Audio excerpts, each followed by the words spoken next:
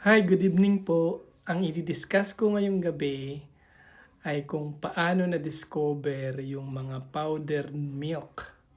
Yung pong ginawang powder na gatas.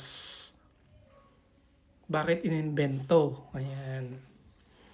Nung unang panahon po kasi yung mga sundalo sa giyera, nagbabaon sila ng gatas na fluid or liquid na gatas. Ilalagay nila sa bote, tapos karga-karga nila sa giyera. Minilk nila yung, halimbawa, yung baka, no? Kumuha sila ng gatas. Doon, liquid po yun, di ba? Fluid. Lalagay sa lalagyan, tapos daladali na lang sa gira.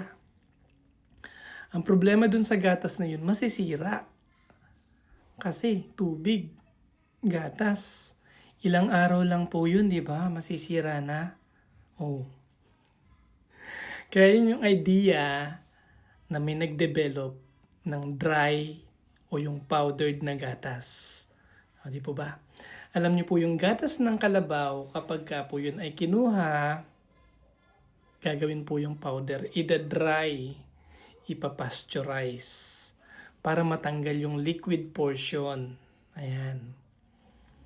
So yung liquid portion ng gatas tatanggalin para gawing powder. Kasi pagka naging powder po yun, pag nawala na kasi yung tubig, kasi kung walang tubig, hindi masyadong magta-thrive yung mga bakterya. Pag powder, pwedeng magtagal. Pag nilagay, hindi po ba yung nabibili natin sa mga butika na binibigay natin sa mga bata na powdered milk, pwede yung matagal mag-expire. So, pwedeng kahit 1 taon, pwede, yung mahigit pa. Ayan. So, yung pong gatas na yun na powder, hinahati-hati pa po yun. So, yung ginagawang, yung part ng gatas na yun, pwedeng maging yung parang yung malambot na part, yung whey, at yung isa naman, yung parang may curd, yun yung casein. Tapos, ginagamit po yung whey and casein sa mga nagba-bodybuilding. Kasi yung protein nun po ba, yung kagaya ng whey, madaling ma-absorb, mabilis sa mga nagba-bodybuilding. Ngayon po, hinahalo na rin yun sa mga formula milk, powdered milk para sa mga baby.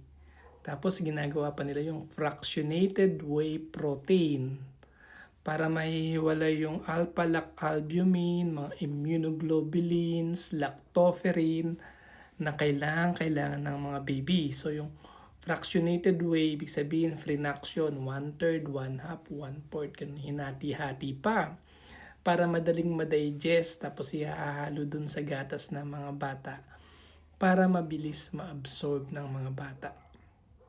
Ayan po, nakapag-vlog din ako. Ilang araw din akong hindi nag-vlog. Good evening po!